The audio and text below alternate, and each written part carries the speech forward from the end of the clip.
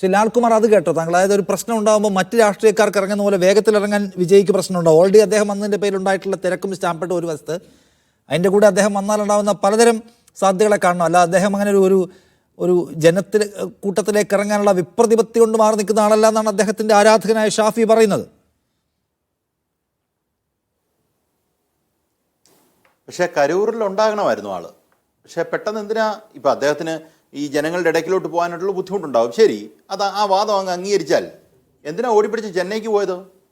കരൂർ അദ്ദേഹത്തിന് സ്റ്റേഷൻ ചെയ്തുകൂടായിരുന്നോ? അങ്ങനൊരു ചോദ്യം ചോദിച്ചാൽ അതിനെന്ത് മറുപടി പറയും?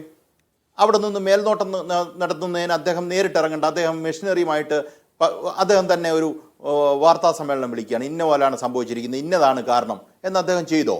നിങ്ങൾ ഉൾപ്പെടെയുള്ള ആൾക്കാരോട് റിപ്പോർട്ട് ചെയ്തില്ലായിരുന്നു ഈ ലോകത്തോട്? ഇതൊന്നും ചെയ്തിട്ടില്ല. ആളുടെ വഴിക്ക് പോയി. ഇപ്പോൾ ഇവിടുത്തെ അദ്ദേഹം സംസാരിച്ച ഷാഫി എന്ന് പറയുന്ന ആളോട് എനിക്കിപ്പോൾ പ്രത്യേകിച്ച് വിരോധമൊന്നുമില്ല. അദ്ദേഹം ഫാൻസ് അസോസിയേഷൻ എന്ന് പറയുന്നു. അത് തമിഴ്നാട്ടിൽ നിൽക്കുന്ന ഒരു നടന് കേരളത്തിലുള്ള ഫാൻസ് അസോസിയേഷൻ്റെ ആളാണെന്നാണ് ഞാൻ മനസ്സിലാക്കുന്നത്. അപ്പോൾ അദ്ദേഹത്തിന് നമുക്കങ്ങ് വിടാം. പക്ഷേ എൻ്റെ പ്രശ്നം അതല്ല. അദ്ദേഹത്തിന് ഈ പറയുന്ന ഉത്തരവാദിത്തത്തിൽ നിന്ന് പുറത്തു പോകാൻ പറ്റില്ല. ഞാൻ ഡിലേ ആയത് അദ്ദേഹം വേറൊരു പരിപാടിയിൽ വന്നിട്ടെന്നല്ലേ പറഞ്ഞേ? ആ പരിപാടിയിൽ അദ്ദേഹം 6-7 മണിക്കൂർ വൈകിയതുകൊണ്ടാണ് ഈ പരിപാടി ഡിലേ ആയത്. അത് ഇന്നലെ മാധ്യമങ്ങൾ റിപ്പോർട്ട് ചെയ്തിട്ടുണ്ട്. മീഡിയ അടക്കുന്ന മാധ്യമങ്ങൾ റിപ്പോർട്ട് ചെയ്തിട്ടുണ്ട്. അവിടെ മറ്റേതോ ഒരു പ്രോഗ്രാമിന് 8:30 മറ്റോ ചെല്ലേണ്ടതായിരുന്നു. അത് അവിടെ ചെല്ലാതെ അവിടെ ചെന്ന് അദ്ദേഹത്തിൻ്റെ സൗകര്യത്തിനനുസരിച്ചാണ്. അതുകൊണ്ടാണ് ഞാൻ പറഞ്ഞത് അതിനകത്തൊരു ഗൗരവമായ വീഴ്ച സംഭവിച്ചിട്ടുണ്ടെന്ന്. അല്ലേ? ഈ ഇവിടെ പറഞ്ഞ ഒരു വാദം കൂടെ ഈ പറഞ്ഞു നോക്കൂ. അദ്ദേഹത്തിന് സാധാരണക്കാരുടെ ഇടയിലേക്ക് സാധാരണ മനുഷ്യനെ പോലെ ഇറങ്ങി വരാൻ പറ്റില്ല, അങ്ങനൊരു ബുദ്ധിമുട്ടുണ്ട്.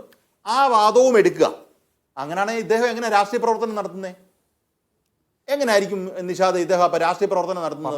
സാധാരണക്കാരൻ്റെ ഒരു പ്രശ്നത്തിന് അദ്ദേഹം പെരയ്ക്കാതിരുന്ന് ഞാൻ ഏതൊരു 5 സ്റ്റാർ ഹോട്ടലിൽ ഇരുന്ന് മാത്രമേ കാര്യങ്ങൾ ചെയ്യാൻ പറ്റൂ, ഇങ്ങോട്ട് ഇറങ്ങി കഴിഞ്ഞാൽ ഒരു ചെറിയ പ്രശ്നം ഉണ്ടാവുമെങ്കിൽ പിന്നെ അദ്ദേഹത്തിന് പിന്നെ പൊളിറ്റിക്കൽ പേഴ്സൺ എന്ന് വിളിക്കാൻ പറ്റത്തില്ല. അദ്ദേഹത്തിന് ഒരിക്കലും ഒരു പൊളിറ്റിക്കൽ പേഴ്സണാലിറ്റി ആകാനും പറ്റില്ല. അദ്ദേഹം പറഞ്ഞ വാദം എടുത്താൽ അങ്ങനാണെങ്കിൽ അദ്ദേഹം ചെയ്യേണ്ടത് ഈ പണി വിട്ടിട്ട് വേറെ വല്ല പണിക്കും പോകണം. രാഷ്ട്രീയം എന്ന് നിങ്ങൾ പറയുന്നുണ്ടെങ്കിൽ, രാഷ്ട്രീയ പ്രവർത്തനം എന്ന് പറയുന്നുണ്ടെങ്കിൽ ജനങ്ങളുടെ കൂട്ടത്തിൽ നിൽക്കാനുള്ള പ്രവർത്തനം താരമാണെങ്കിൽ ജനങ്ങളോട് നിൽക്കേണ്ട കാര്യമില്ല. സിനിമയിൽ അഭിനയിച്ചാൽ മതി. എന്താ ഷാഫി എന്താ ആഡ് ചെയ്യുന്നതാണ്? ഷാഫി എന്താണ് പറയുന്നത്?